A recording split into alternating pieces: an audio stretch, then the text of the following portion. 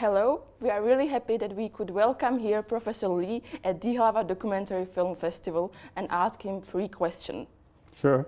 Okay. It's my great pleasure and honor to be here. Okay, so the first question, could you tell us something about the political cinema in Taiwan, especially something about the reportage of against the Green Team? Yes, the Green Team.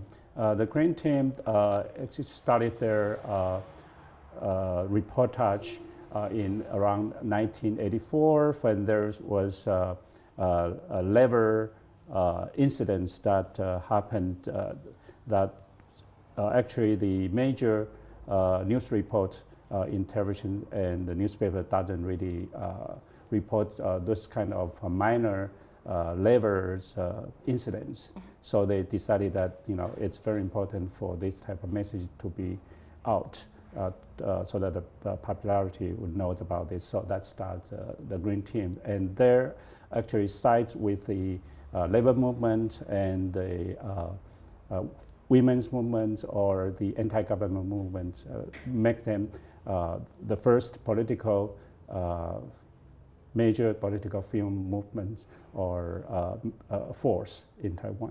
So when the experimental cinema started?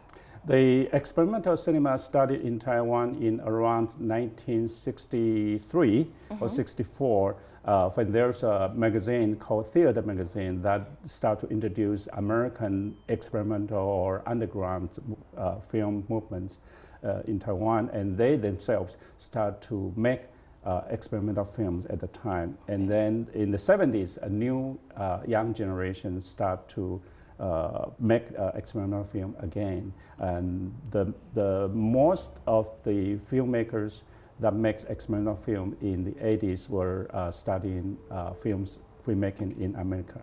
Okay, and the last question, in the program we have some films and they are like dedicated to personal speech.